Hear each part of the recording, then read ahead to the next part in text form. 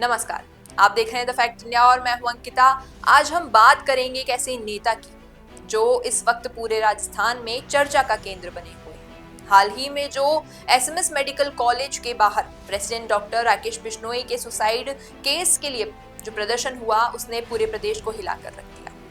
इस केस में परिजनों की मांगे इतनी जायज थी कि उन्हें सड़कों पर उतरना पड़ा। 7 दिन से लगातार बारिश में बैठे परिजन, एक दुखी माँ जो बस अपने बेटे का अंतिम दर्शन करना चाहती थी, एक पूरा समाज, जाट, बिश्नोई, अन्य सभी इस अन्याय के खिलाफ एक साथ खड़े थे। मगर क्या हमारी सरकार ने इस पर संवेदनशीलता दिखाई?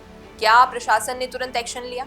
नहीं, बल्कि प्रदर्शन के दौरान प्रशासन ने नेताओं को नोटिस भेजना ज्यादा जरूरी समझा। यहीं से शुरू होता है हनुमान बेनीवाल का असली रूप, जिन्होंने इस न्याय के खिलाफ आवाज उठाई। हनुमान बेनीवाल ने कहा कि ये मामला किसी एक जाति का नहीं है, बल्कि पूरे राजस्थान के आत्मसम्मान से जुड़ा है। उनका सवाल था कि अगर राकेश बिश्नोई जैसे बेटे के साथ ये हो सकता है, तो क्या आम आदमी कहाँ जाएगा? जो सरकार वोट लेते समय हर समाज के साथ का नारा देती है, वही सरकार संकट में चुप क्यों बैठी है? हनुमान बेनीवाल खुले शब्दों में बोले कि वोट मांगना आसान है, लेकिन दुख में साथ देना उतना ही मुश्किल है। और इस मुश्किल घड़ी में वो खुद धरना स्थल पर पहुंचे, परिजनों से मिले और प्रशासन से जवाब मांगा। उन्होंने मन से कहा कि अगर किसी गरीब, किसान, मजदूर, बिश्नोई, जाट, राजपूत, मेघवाल, किसी भी समाज के बच्चे पर अन्याय होगा तो हनुमान बेनीवाल हमेशा उनके साथ आएंगे। 7 दिन से परिजन अस्पताल के बाहर बैठे थे। सरकार कानों पर जूं तक नहीं रेंग रही थी उनके। हनुमान बेनीवाल ने इस अन्याय को सरकार की हठ धर्मिता बताया और कहा कि आज राजस्थान के जिस बेटे के लिए पूरा समाज सड़कों पर उतर आया है, उसे न्याय मिलना चाहिए, वरना पूरा प्रदेश उबल पड़ेगा। दुख इस बात का है कि जिस कांग्रेस को विपक्ष में इस मुद्दे को जोर जोर से उठाना चाहिए था, वो भी कहीं दिखाई नहीं देती। विपक्ष गायब था, बस सोशल मीडिया पर चुपचाप था।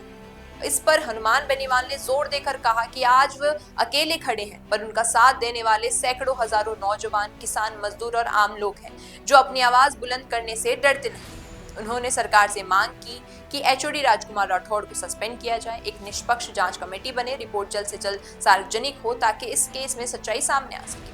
उन्होंने यहाँ तक कह दिया कि अगर सरकार ने परिजनों की मांगे नहीं मानी तो एक बड़ा आंदोलन दिल्ली तक जाएगा और फिर सरकार को जवाब देना ही पड़ेगा। हनुमान बेनीवाल ने अपने शब्दों में कहा कि वो यहाँ किसी राजनीतिक के लिए नहीं आए हैं, बल्कि उस बेटे के परिवार को न्याय दिलवाने आए हैं, जिसने जीवन में लाखों सपनों के साथ डॉक्टर बनने का सपना देखा था। एक पढ़ा लिखा, सभ्य, देश की सेवा करने वाला बेटा इस तरह सिस्टम से हार जाए, ये राजस्थान की अस्मिता पर एक गहरा घाव है।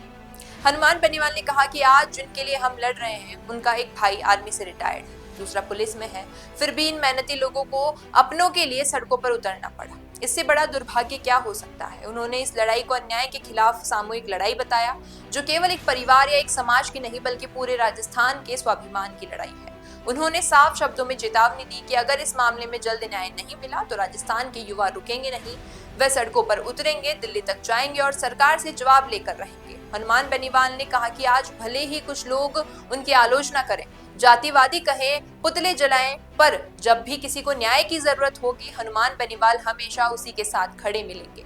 यही एक सच्चे नेता की पहचान है, जो दुख की घड़ी में जनता के साथ रहे, न कि 5 स्टार होटल में पार्टियां करें। तो दोस्तों, इस केस से हमें एक बात जरूर समझ में आई है कि आज जब मुख्य विपक्ष के नेता चुप बैठे हैं, तब हनुमान बेनीवाल जैसे नेता साबित कर रहे हैं कि वो समाज के लिए लड़ते हैं, ना कि एक पर्टिकुलर समाज के लिए, बल्कि सभी के लिए। और वो पूरे संपूर्ण राजस्थान के नेता हैं। उनका कहना है कि अन्याय करने वालों को बख्शा नहीं जाएगा, चाहे वो कितना भी ताकतवर क्यों ना हो। और यही वजह है कि आज पूरा राजस्थान इस आवाज के साथ एकजुट हो गया है। एक सवाल जो इस घटना से उठता है, जब विपक्ष कमजोर हो तब जनता को अपने नेता पर भरोसा होता है, और हनुमान बेनीवाल इस भरोसे पर हमेशा खरे उतरते आए हैं।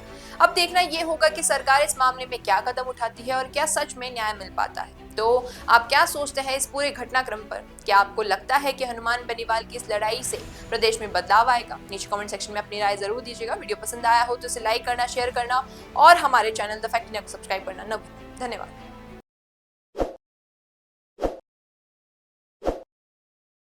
ताज़ा खबरों के लिए विजिट करें द फैक्ट इंडिया की वेबसाइट और डाउनलोड करें द फैक्ट इंडिया ऐप।